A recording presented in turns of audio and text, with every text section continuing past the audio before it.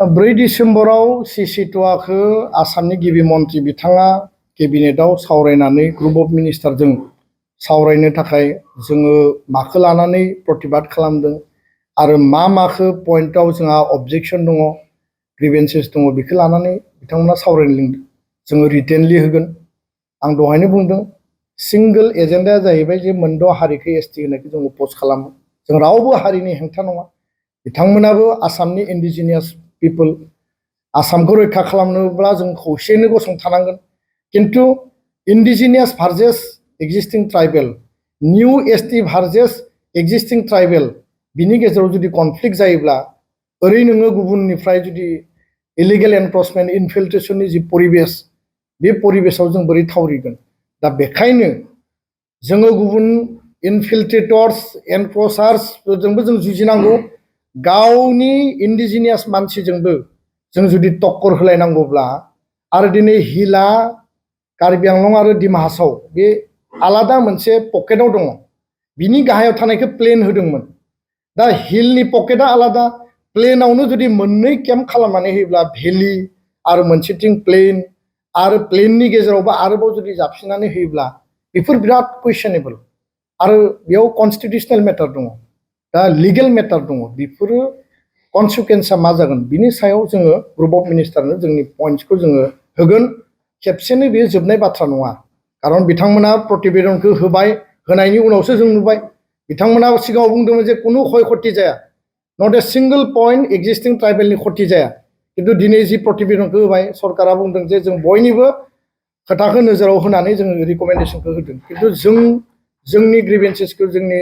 गिनायखौ जोंनि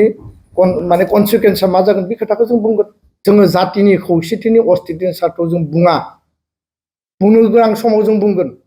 जोङो मोनसेल' लक्ष्मन रेखा बोदों अल इन्डिया लेभेलाव कम्पिटिटिभ एग्जामाव इन्स्टिटिउसनाव रिक्रुटमेन्टआव एपइन्टमेन्टआव एडमिसनाव जोंथ' सेसखा धंस मिनानि उनाव टाया हमफैगोन राजबंशिफोराबो जौगानाय आपार आसामनिया मिडल आसामनिया दा बिसोरजोंथ' जों सेस सुथियाफोरजोंनो जा गुबुनजोंनो जा बिनि अनगायै आसामनि रिजार्भेसना मा जागोन पलिटिकेल रिजार्भेसन सिट रिजार्भेसना मा जागोन एसेम्ब्लि पार्लियामेन्ट बिटिसिआव आनडिभाइडेड गवालपाराया क'क्राझार चिराङा गोलैयो बेयाव 15टा बिटिसिनि एमसिएलए सिट फैयो मोनथाम एमएलएनि एसटि समष्टि फैयो आरो क'क्राझार एमपि समष्टिया एसटि समष्टि जोंहा राजबंशिजों सान्थालजों आदिबासिजों हिंसा जानो गोनां गैया बिथांमोना बिथांमोननि अधिकारनि बाथ्रा बुंदों अधिकार मोन्थों बिथांमोना गावनि खोथाखौ लाखिगोन बिटिसिआव बड'लेण्डआव गोबां कच राजबंशी सान्थाल आदिबासि दङ बिथांमोननि माने रैखाथिनि बिथांमोननि भबिष्यतनि माने सामाजिक रांखान्थि जौगानायनि खोथा राव थुनलाइ हारिमु जौगानायनि खोथाखौ जों लांनांगोन किन्तु बर' राभा गार' हाजं 2003आव जि समाव बिटिसि क्रिएट जादों बे मोनब्रै कमिउनिटिया बनाफाइड ट्राइबेल आरो दिनै जुदि गोदानै जाबसिननानै होयोब्ला जोंनि 15टा एसेम्ब्लि सेगमेन्ट माने एमसिएलए सेगमेन्ट मोनथाम एसेम्ब्लि सेगमेन्ट मोनसे एमपि सेगमेन्ट क'क्राझार चिरांनि बे आनडिभाइडेड गवालपारानि जिल्लानि अबस्थाया मा जागोन बे खोथाखौसो जोङो सिमा बोदों जे मोनसे बेयाव एनअसि नांगौ माने गासैबो सेस जाबाय बिनि उनाव जोङो जोंनि अस्तित्वखौ जों रैखा खालामनो थाखाय मोनसे लक्ष्मन रेखा बोदों आरो लक्ष्मन रेखाखौ नाङाबा बुंबानो जाबाय बिथां जुदि लक्ष्मन रेखाखौ नाङा काउन्सिला बुङो जे लक्ष्मन रेखा नाङा जाथों दुलाराय बर' फरायसा आफादा रायजो राजानि आखायाव हगारनानै होबाय बिनि सिद्धान्तखौ रायजो राजा लाबानो जाबाय जोङो गणतान्त्रिक शान्तिपूर्ण नन भाइलेन्स अहिंसानि खान्थिजों जों प्रतिबाद खालामदों जोंनि खोथाखौ लाखिदों आरो जोङो जेराव बुंनांगौ बेयाव बुंदों जे नोंसोरथ' जोंखौ सेस खालामबाय 1 नम्बर इन प्रिन्सिपल स्ट्रिक्टलि जोङो 6 जनगोष्ठी जनजातिखौ अपोज खालामो आरो अस्तित्वनि खंकटआव 5000 शहीदनि बिनिमयाव मोननाय बे जोंनि बिटिसि बिटिआर बे बड'लेण्डखौ 6 सिडुलखौ रैखा खालामनो थाखाय लास्ट जों मोनसे लक्ष्मन रेखा बोदों बे लक्ष्मन रेखाखौ दिनै सोरनो नांगौ सोरनो नाङा बिनि सायाव सरकारा डिसिसन लाबानो जाबाय जोंहा जेबो बुंनो गोनां गैया किन्तु जोङो प्रतिबाद खालामलांगोन फरायसा फरायसुलिया गावनि